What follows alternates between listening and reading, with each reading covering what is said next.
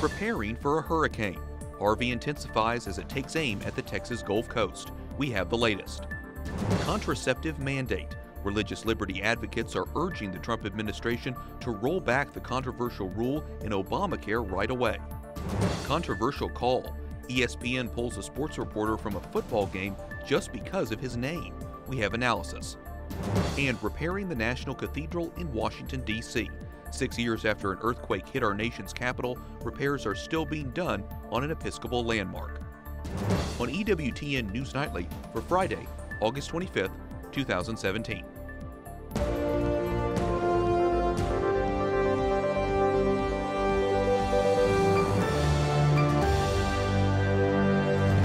Good evening and thank you for joining us for News from a Catholic Perspective. I'm Wyatt Goolsby in for Lauren Ashburn. The National Hurricane Center says Hurricane Harvey is rapidly becoming more powerful. This afternoon, the storm was upgraded to a Category 3 hurricane as it moves towards the middle Texas coast. The storm has the potential to be the first natural disaster of Donald Trump's presidency. The White House says the president will travel to Texas early next week. Officials are preparing for whatever Harvey brings to the region, including FEMA. I think the president's allowing me to do my job, and we've been in constant contact with the White House. And the bottom line is that we are really focused right now on the life safety message that we're putting forward. Astronauts captured this video last night of Harvey as they passed over it in the International Space Station. The Trump administration slapped sweeping financial sanctions on Venezuela. The actions prohibit dealings in new debt and equity issued by the government of Venezuela and its state oil company. The sanctions President Trump signed by executive order are bound to dramatically escalate tensions between Venezuela and the U.S. The Little Sisters of the Poor and other religious nonprofits beg for relief from the HHS mandate. The Obama-era rule requires employers to cover birth control and health plans. Correspondent Mark Irons reports from the White House, where the Trump administration has promised to settle the matter. Good evening, Mark. Good evening, Wyatt. Your ordeal will be over soon. That's what President Trump promised the Little Sisters of the Poor almost 4 months ago. But now pressure is mounting from religious groups who say they need relief from the mandate now. Eric Niffen, an attorney representing the Catholic Benefits Association, tells me the mandate is still on the books. He says President Trump is frustrated that Congress has so far failed in efforts to repeal and replace Obamacare. But the president's administration can repeal and replace Obamacare's contraception mandate all on its own. They can do that almost immediately. Press Secretary Sarah Huckabee Sanders was asked in yesterday's briefing if the president is aware of complaints that the HHS mandate is still being enforced. Here's what she said. I'm not sure if he's aware of the complaints or any specific places where that's being ignored, so I'd have to look into that. Probably talk to our friends at HHS specific to the contraception thing and get back to you. As progress towards lifting the mandate continues, we will continue to press the administration for updates. Keep in mind that EWTN is represented by Beckett Law in a lawsuit fighting the mandate. Wyatt. Correspondent Mark Irons reporting at the White House. Thanks, Mark. An impending crisis looms over Washington. President Trump and Congress must agree to raise America's debt limit before the country runs out of money. That could have catastrophic implications for not only the global economy, but financial markets. America's debt limit may not sound exciting, but Shai Akabus from the Bipartisan Policy Center says it has a profound impact. He says we could reach a point where the federal government defaults on its debt. And that would be unprecedented, where the government's not able to pay people that it owes because it doesn't have enough cash due to the debt limit. The United States has accumulated nearly $20 trillion in debt, and that number could jump as Social Security and Medicare expenses grow. And eventually it could reach a point where it becomes unsustainable. So even if those levels aren't there today, the track that we're on in the future is concerning.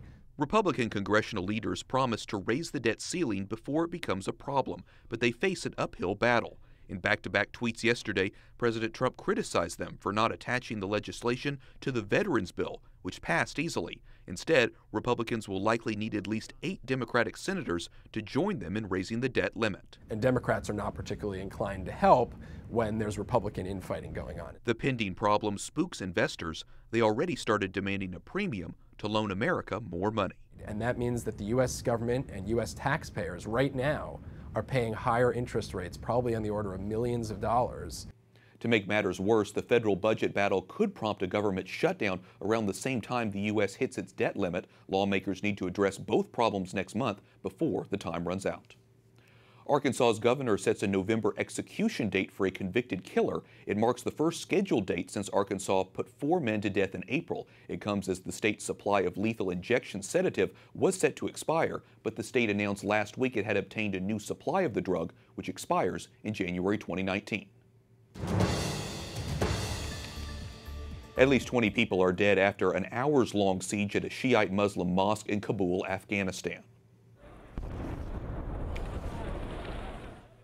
At least 50 others were hurt, many of them children. The mosque was packed with worshipers attending Friday prayers. Friday is the Muslim holy day when worshipers usually attend prayers at the mosque. All 4 attackers are dead. A group related to ISIS has claimed responsibility.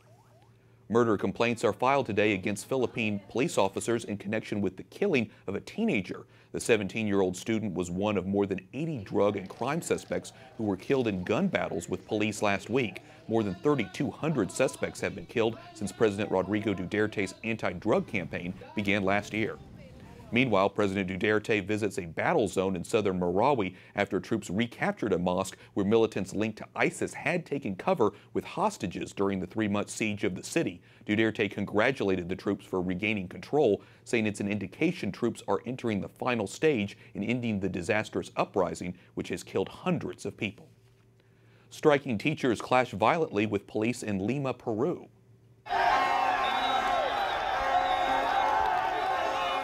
Police on horseback charged the protesters yesterday and used water cannons and tear gas. The teachers have been striking for 2 months, asking for an increase to funding and salaries. The government has conceded to their demands on the condition they agree to a professional evaluation, a demand which the union refuses to accept. Another 15,000 Iraqi Christians are preparing to return to their homes in the Nineveh Plains. The group, Aid to the Church in Need, says families are returning to Karakosh, a town that suffered the most damage by ISIS. Since ISIS was removed, 5,000 Christians have returned. The terror group forced families out in August of 2014. Cardinal Pietro Parolin has returned to the Vatican after a 4-day trip to Russia, and he says Pope Francis is pleased. In an interview with the Vatican media, the Vatican Secretary of State says he briefed the Holy Father immediately upon his return yesterday. He said the Pope was pleased with the positive results from the meetings with Russian officials, including President Vladimir Putin. Pope Francis sends a video message to student prisoners in Argentina. Que Dios lo bendiga y adelante. Siempre con una sonrisa.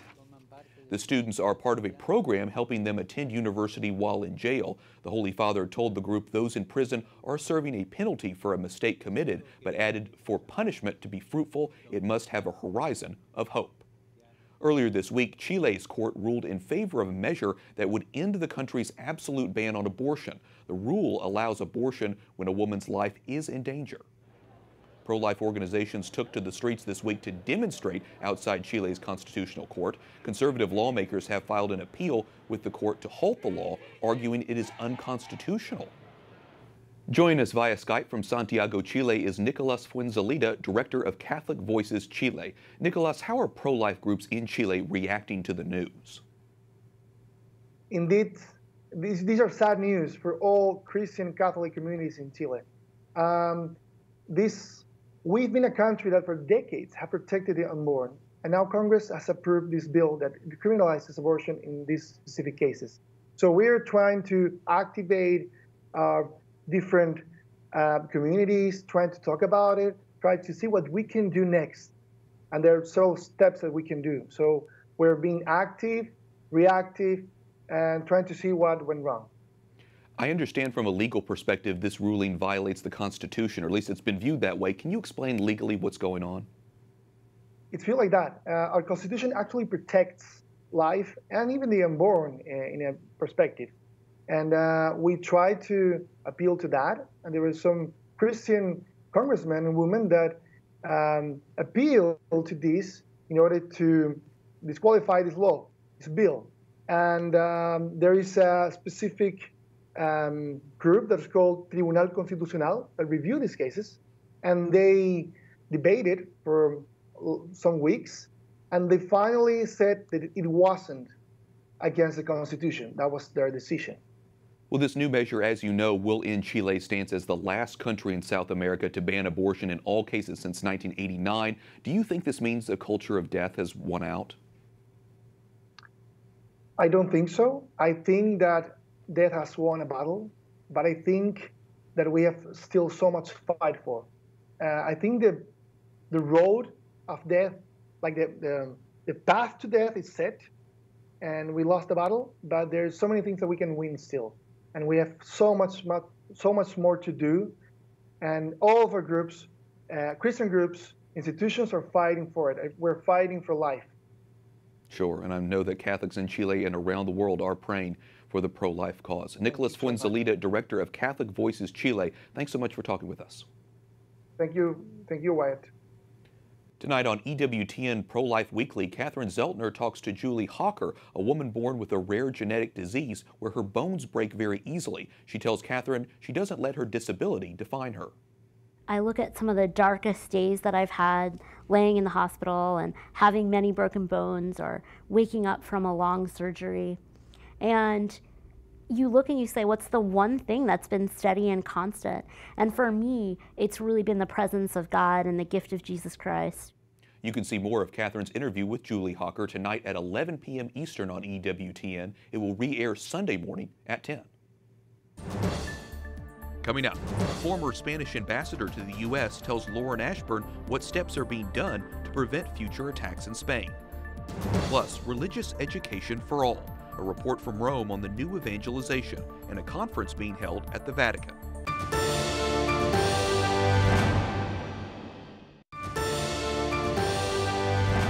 Welcome back. I'm Wyatt Goolsby in for Lauren Ashburn. Spanish Prime Minister Mariano Rajoy will propose new measures to improve European Union coordination in fighting terrorism. He's set to meet next week with leaders from Germany, Italy, and France. This comes after last week's attacks in Spain by an Islamic extremist cell that killed 15 people. Lauren Ashburn spoke with our next guest on how to combat terrorism in Europe. Joining us now is former Spanish ambassador to the U.S., Javier Parez. He has served as the United Nations Assistant Secretary General of the Security Council's Counterterrorism Committee. Welcome to the program. Well, thank you for having me. I'm delighted to be here. Mr. Ambassador, you are from Spain, where these latest acts of terrorism have taken place. What steps do you believe the country needs to take to prevent future attacks? Well, one of the things we have to remember is it's rather difficult to have 100% security. So we have to be ready to face the reality right now. That applies not only to Spain, but practically all the countries around the world. But certainly we have to improve intelligence. We have to improve the cooperation among security forces in the country, outside the country, internationally. How can the EU countries work together to fight terror? I think it's somehow rather we should reach the point where something similar to the FBI, a European FBI, a European international force dedicated to terrorism should be created. It's not easy, but that would facilitate enormously the fight against terrorism within the European countries. What efforts are underway right now on the flip side to prevent radicalization? Well, I would follow up to a point the American example. You know, after all, you are a country of immigrants, and all those people who came here knew very well they could keep their own beliefs and ideas and origins, but at the same time they have to respect the law and the Constitution.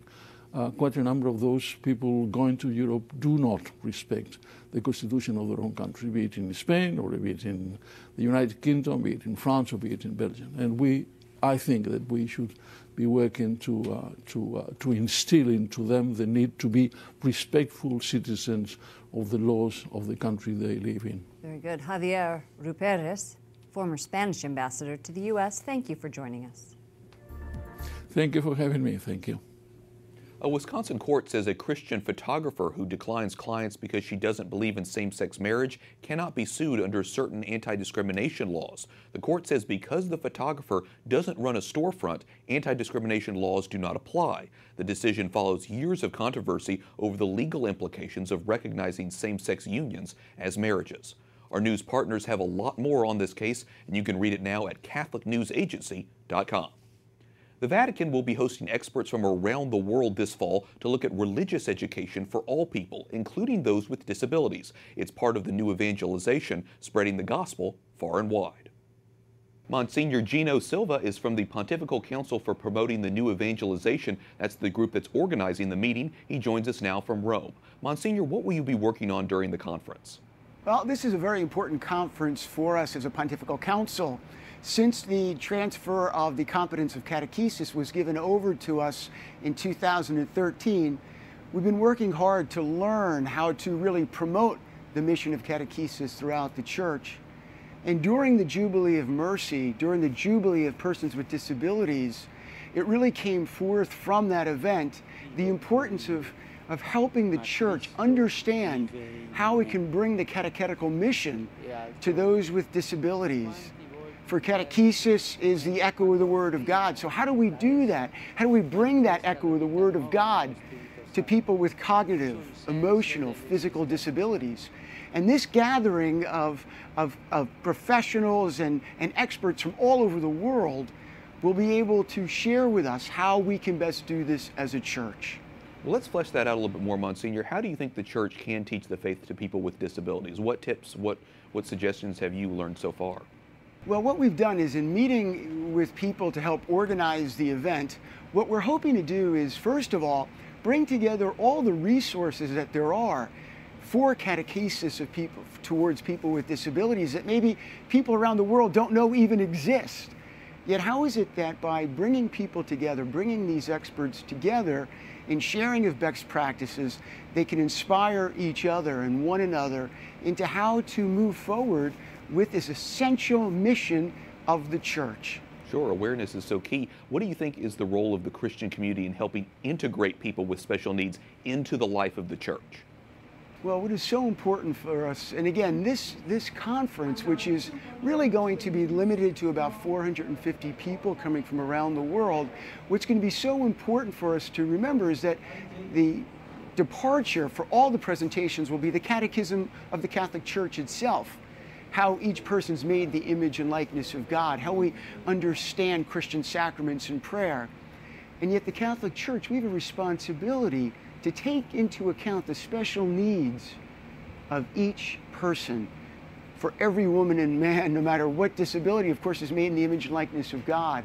And so how is it that we can then create catechetical tools and instruments that can help bring the Word of God, the teachings of the faith, to people with disabilities, and therefore help them have an encounter with the one who is love, Jesus Christ? Sounds like such an important ministry, and obviously this conference has the potential to be very fruitful. Monsignor Gino Silva, Pontifical Council for Promoting the New Evangelization, thanks so much for talking with us about it.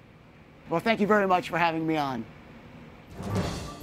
Up next, backlash for ESPN after pulling an announcer from the broadcast booth because of his name. We'll discuss with Media Research Center's Brittany Hughes. And restoring a national treasure in our nation's capital, 6 years after a damaging earthquake.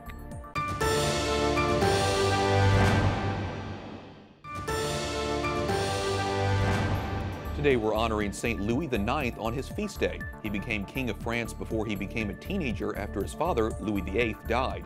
Louis was devoted to the poor and sick and is one of the patrons of the secular Franciscan order. Welcome back. I'm Wyatt Goolsby in for Lauren Ashburn. ESPN, the cable sports channel, is receiving widespread criticism for reassigning a sportscaster because of his name. Robert Lee, who is of Asian descent, will no longer cover University of Virginia's season football opener because his name sounds similar to Confederate General Robert E. Lee. ESPN made the decision because of the recent violence in Charlottesville surrounding the removal of a statue of the general. Joining us via Skype from San Diego is Brittany Hughes, editor at Media Research Center TV, a conservative media watchdog. Brittany, do you think ESPN's decision is a reflection of our society? I absolutely do. I think it's a really, really sad one. I think we've gotten to a point in this country where certain people, not all, I don't want to paint everybody in the same brush, but certain people have decided that they're going to be offended about absolutely everything. And it's not just about Confederate statues. I mean, we hear maybe about some of those most often, Confederate statues or Confederate flags. At this point, it's expanded into all, all facets of our society. Absolutely everything can be deemed racist if you decide that you feel offended. You don't actually have to have a reason to feel offended. It's just, if you say that you're offended, then all of a sudden everybody else has to take your feelings into account. It's, here you have a guy whose name is Robert Lee. He's an Asian man, clearly not a 200-year-old dead Confederate general. And people, ESPN made this decision to pull him because they thought people might be offended. And that's, we've reached the height of political correctness in this society where we should all just duct tape our mouths shut and walk around like that. TV Newser published parts of an internal memo by ESPN President John Skipper. Here's part of what he wrote to his staff. Among our Charlotte production staff, there was a question as to whether in these divisive times, Robert's assignment might create a distraction or even worse, expose him to social heckling and trolling. What are your thoughts on that? I do think that, they may have had the tiniest little bit of a point, regardless of whether or not they completely overreacted, obviously.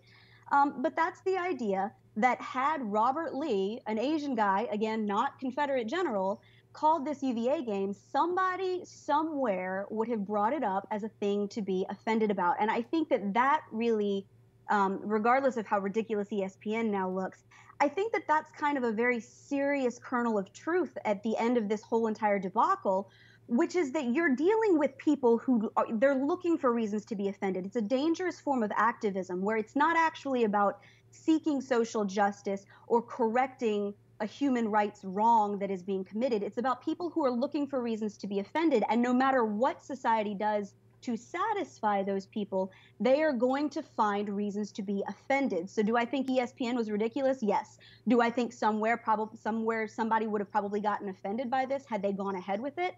Unfortunately, the answer is also yes. Brittany Hughes, editor of Media Research Center TV, thanks so much for talking with us. Thanks. Finally tonight, 6 years ago this week, the Washington, D.C. area was struck by a 5.8 magnitude earthquake, causing damage to a number of historic buildings and monuments, including the Washington National Cathedral, an Episcopal church. Stonemasons have been working tirelessly to restore the Gothic cathedral to its former glory.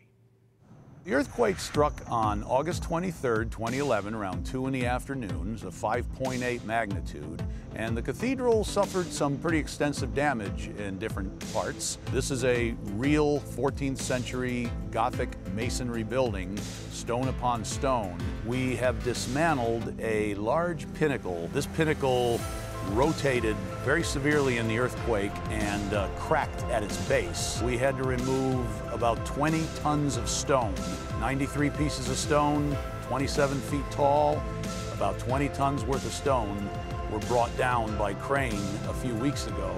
The stones are now safely on the ground and we are beginning to repair them in our shop. I feel good that we got all of this dangerous cracked stone down on the ground where we can begin repairing it. Crews are also reinforcing the structure to guard against future earthquake damage, but the final completion date for all of the cathedral's repairs is still to be determined. And with that, we thank you for watching for this week. For all of us here at EWTN News Nightly, I'm Wyatt Goolsby. We'll be back here Monday for more news from a Catholic perspective. Good night and God bless.